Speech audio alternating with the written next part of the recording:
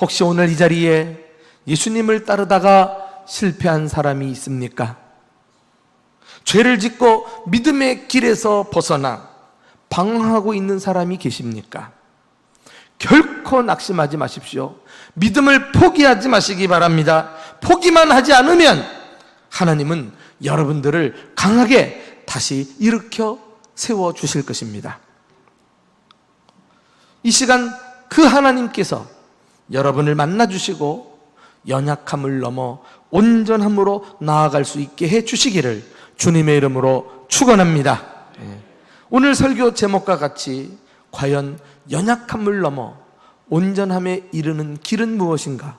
베드로의 경험을 통해 몇 가지 방법을 함께 나누겠습니다. 첫째 교훈은 교만의 위험을 경계하십시오. 사실 베드로가 예수님을 부인하기 전 불과 몇 시간 전입니다. 겟세마네 동산에서 예수님께서는 이 사건에 대해서 예고해 주셨습니다.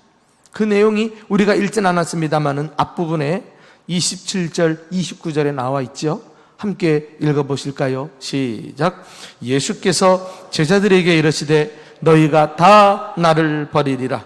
이는 기록된 바 내가 목자를 치리니 양들이 흩어지리라 하였음이니라. 베드로가 여짜오되 다 버릴지라도 나는 그리하지 않겠나이다. 베드로는 자만심에 가득 차서 다른 사람은 예수님을 버려도 나는 절대로 버리지 않겠노라고 호언장담을 하고 있는 것입니다. 예수님은 여기서 멈추지 않고 그의 교만을 꺾기 위해서 이번에는 그를 직접 지명하면서 거듭 이 사실에 대해서 예고하고 계십니다.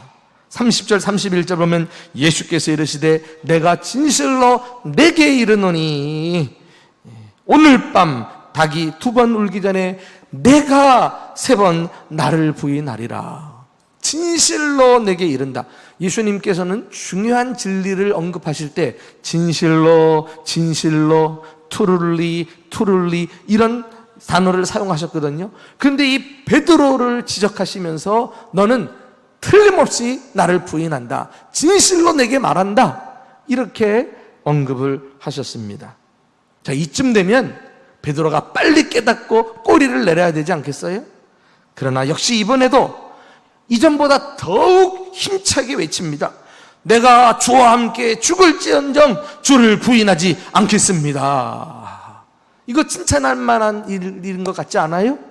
그런데 똑같은 일이라도 베드로는 지금 자만심에 가득 차서 교만한 동기에서 예수님께 말하고 있는 것입니다.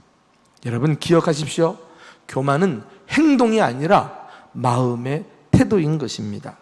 겉으로는 대단히 겸손한 척 겸양스럽게 행동하면서도 마음은 심히 교만한 사람들이 있습니다. 그것을 어떻게 알 수 있을까요? 예수님처럼 너다 이렇게 지적하면 그래도 아니라고 우기잖아요, 베드로가. 이렇게 사람들은 자기가 교만하면서도 교만한 줄 몰라요. 오늘 교만한 사람의 몇 가지 특징을 보면서 한번 우리 자신을 살펴보면 좋겠어요. 교만은 단지 자기 잘난 체 하는 게 아니에요. 팔색조와 같이 다양한 모습으로 교만이 나타납니다. 첫째로 교만한 사람은 남을 무시하는 성향이 있어요. 자신을 우월하다고 여기고 다른 사람을 판단하고 지적하고 정죄합니다. 그래서 자기가 남보다 우월하고 다른 사람은 자기보다 못하다 이런 기준을 가지고 살아가요. 베드로가 그랬어요. 내가 주를 버리지 않겠습니다 이렇게 말을 해도 되는데 다 다른 제자들은 주를 버릴지라도 이 무슨 심사입니까? 왜 그 말하면서 다른 제자들은 깡그리 무시하고 자기 자신이 우월한 자리에 올라서 앉아 있습니까? 이게 교만이에요. 교만한 사람은 행동에서 나타나지 않지만 그의 생각과 그 말을 통해서 단서를 찾아낼 수 있는 것입니다. 여러분, 이런 교만한 사람의 문제가 무엇이에요? 자신의 실체를 잘 보지 못한다는 것입니다. 자신에게 어떤 문제가 있는지 자신의 연약함을 들여다보지 못해요. 그러니까 교만한 사람은 나는 교만한 사람이구나 라는 사실을 깨닫기 전에는 자신의 문제를 해결하기가 어렵습니다. 은혜 받는 것도 어려워요.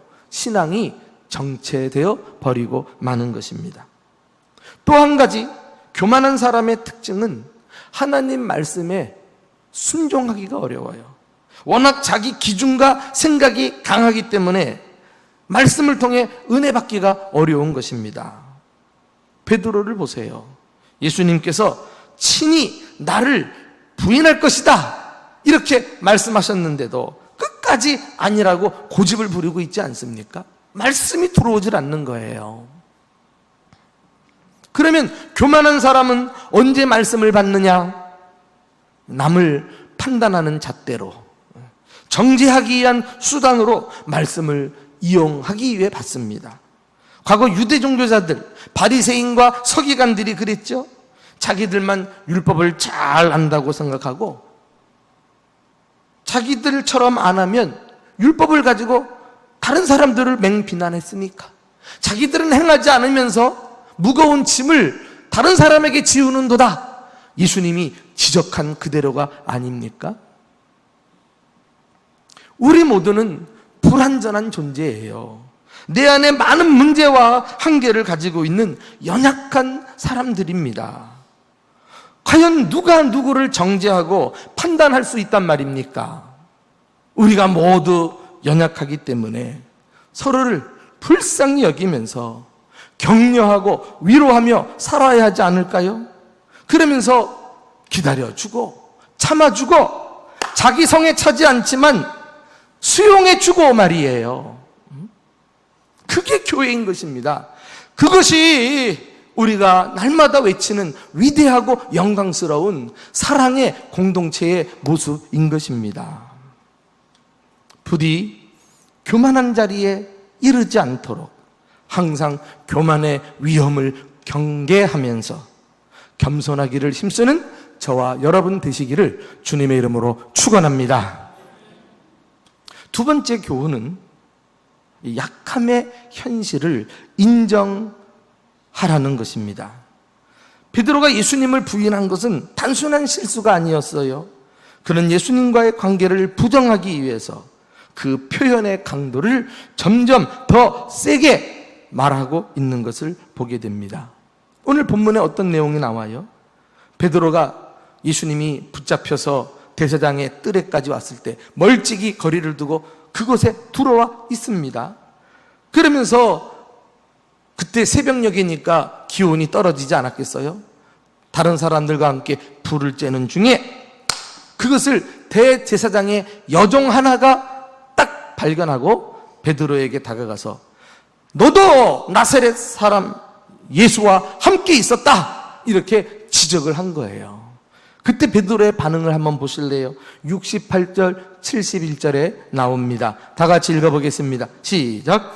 베드로가 부인하여 이르되 나는 네가 말하는 것이 무엇인지 알지도 못하고 깨닫지도 못하겠노라 하며 앞들러 나갈새 그러나 베드로가 저주하며 맹세하되 나는 너희가 말하는 이 사람을 알지 못하노라. 처음에는 여종의 질문에 마치 못 알아들은 척, 깨닫지 못한 척 얼머무리고 지나가려고 하는 것입니다.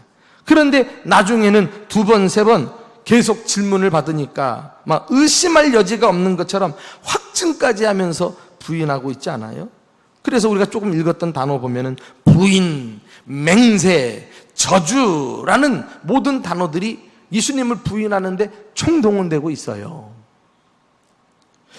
마가복음은 자세히 기록하지 않고 이렇게 뭉뚱그려 지금 그 과정을 묘사하고 있습니다만은 마태복음에 가서 보시면은 베드로가 예수님을 부인하는 과정을 첫 번째, 두 번째, 세 번째 순서별로 정확하게 기록해 놓고 있어요. 자, 우리 한번 그 내용을 첫 번째 부인하는 것부터 보실까요? 마태복음 26장 70절 다 같이 시작. 베드로가 모든 사람 앞에서 부인하여 이르되 나는 네가 무슨 말을 하는지 알지 못하겠노라.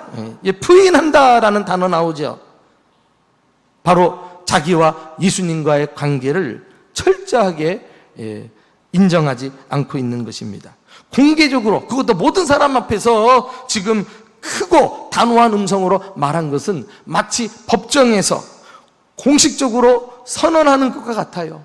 그러니까 모든 사람이 다 듣는 데서 나는 아니다, 이렇게 예수와의 단절을 선포해버리고 마는 것입니다. 이게 부인이에요. 그리고 두 번째 또 어떻게 부인했습니까? 우리 26장 72절 다 같이 봅니다. 시작. 베드로가 맹세하고 또 부인하여 이르되 나는 그 사람을 알지 못하노라 하더라. 이번에는 맹세까지 했다 그랬어요. 맹세라는 단어가 붙어요. 맹세가 무엇입니까? 어떤 말을 하기 전에 하나님의 이름을 걸고 맹세하는 거 아니겠어요? 그러면서 자신의 진술을 믿어달라고 호소할 때 쓰는 관습입니다. 그런데 베드로가 예수님을 모른다고 하는데 하나님까지 그 이름을 들먹이고 있으니 정말 얼마나 큰 범죄입니까? 맹세까지 하면서 부인했다는 거예요. 자, 세 번째 부인은 또 어떻습니까? 74절 함께 읽어보겠습니다. 시작. 그가 저주하며 맹세하여 이르되 나는 그 사람을 알지 못하노라. 여기는 저주라는 단어가 따라붙고 있잖아요. 저주가 무엇입니까? 만일 내가 거짓말을 한다면 하나님이 나를 당장 죽여도 좋다, 천벌을 내려서 지옥에 떨어져도 좋다, 이런 게 저주 아닙니까? 그러면서 자기가 한 말의 당위성을 지금 단언하고 있는 거예요. 야, 대단한 베드로입니다. 가장 그것도 사랑하던 자기 스승을 예수님이라고 한마디도 언급 안 하고 그 사람을 알지 못한다, 아주 경멸하는 표현을 써가지고 예수님을 깡그리 무시하고 있었던 것입니다. 처음에는 단순히 부인하면서 시작했다가 나중에는 맹세하면서 부인하고, 그리고 끝에는 저주까지 하고 맹세까지 하면서 부인했다. 무엇을 보여줄까요? 우리 인간들이 한번 죄에 빠지고 한번 위선의 맛을 들리면 얼마나 쉽게 더 깊이 빠져들어가는가 라는 사실을 극명하게 여실히 보여주고 있지 않습니까? 이와 같은 베드로의 모습은 교회에 초석을 놓았던 주님께서 교회의 반석이 되리라 말씀하신 이런 베드로의 모습이라고는 상상할 수가 없는 것입니다. 그런데 바로 이것은 인간의 본성을 가진 연약한 인간이라면 누구도 예외일 수 없는, 누구나 겪을 수도 있는 그러한 모습이란 사실을 꼭 기억해야 하겠습니다. 그러므로 우리는 매사에 이 교만과 자만심을 내려놓고 악의 유혹에 빠지지 않도록 깨어 있어야 할 것입니다. 실제로 예수님은 바로 몇 시간 전에 겟세마네 동산에서 베드로와 제자들에게 시험에 들지 않게 깨어 있어 기도하라, 이렇게 당부까지 하지 않았어요? 그때 쿨쿨 잠이나 자다가 보기 좋게 지금 쓰러지는 모습을 보게 되는 것입니다. 이후에 베드로는 훗날 자신의 이 뼈아픈 경험, 이것을 근거로 해서 성도들에게 다음과 같이 당부하는 내용이 나와요. 자, 정말 그가 이 말씀을 했을 때 자신의 옛 모습이 떠오르지 않았겠어요? 자, 베드로전서 4장 7절 말씀 다 같이 시작. 만물의 마지막이 가까이 왔으니 그러므로 너희는 정신을 차리고 근신하여 기도하라. 다시는 나와 같은 전철을 밟는 주님의 제자들이 없도록 간절하게 호소하고 있는 이 베드로의 모습이 상상이 되지 않습니까? 이 세상이 갈수록 악해지는데 그러므로 너희는 정신을 차리고 근신하여 기도해라. 이 근신한다는 건 뭐예요? 마음을 바로잡는 거예요. 이 긴장을 느슨하게 풀지 않는 거예요. 예. 그런 사람이 기도하게 되는 것입니다. 기도는 단순히 기도하십시오, 어떤 의무를 부과하는 것이 아니라 각 사람이 스스로 내가 살기 위해서 생명줄을 붙잡는 거예요.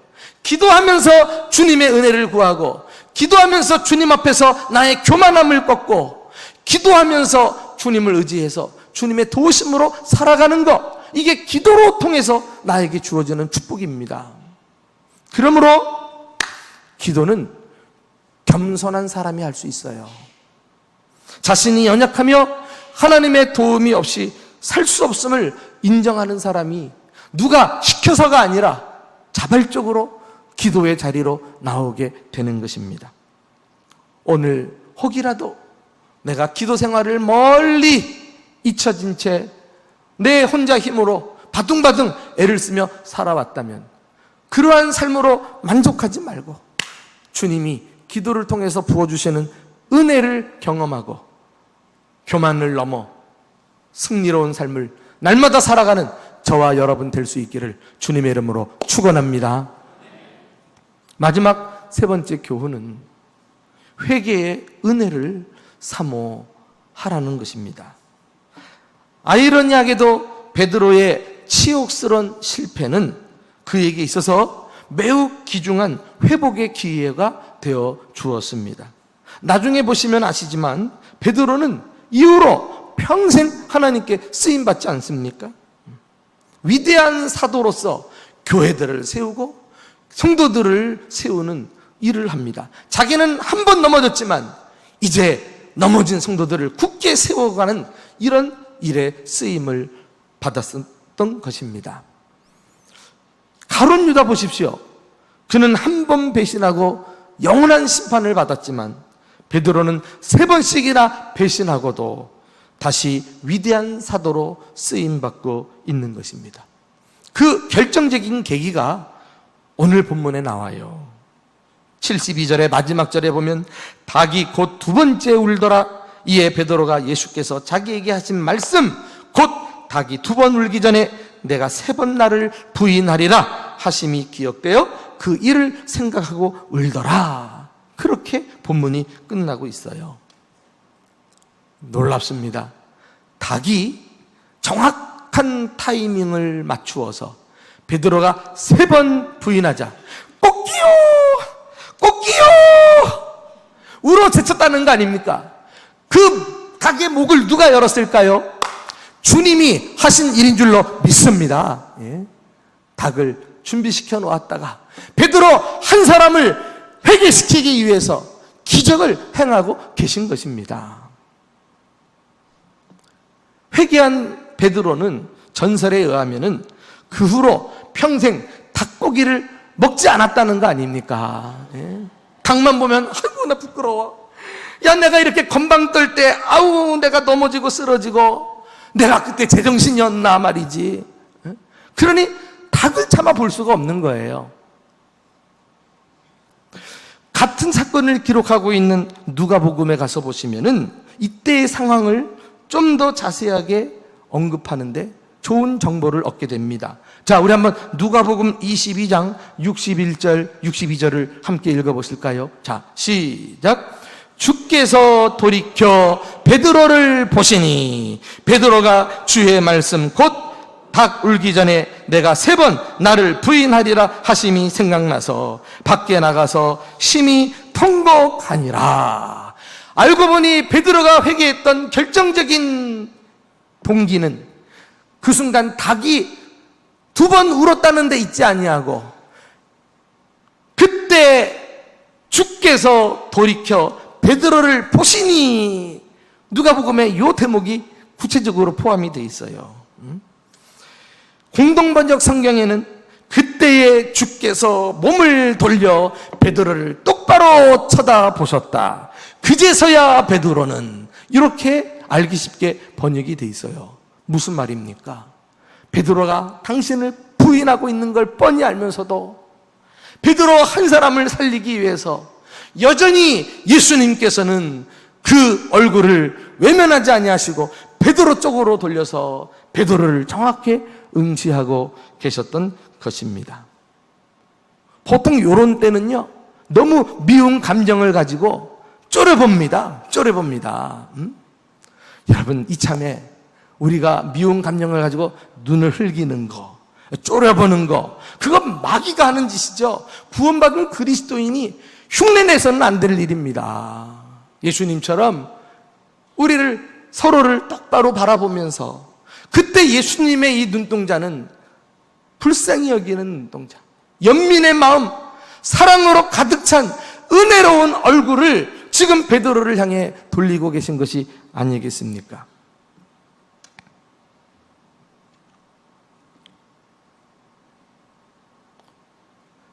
바로 예수님과 베드로의 눈과 눈이 마주치는 순간 그 예수님에게서 사랑이 전달되고 베드로의 마음에 다시금 뜨겁게 회개의 영이 불타오르기 시작한 것입니다. 그리고 하나님의 말씀이 생각이 났어요. 말씀 앞에 자신의 진정한 모습이 적나라하게 벗겨지면서 회개가 터져나오기 시작하신 것입니다. 여러분, 이것을 보면은 우리가 회개도 자기 마음대로 안 됩니다.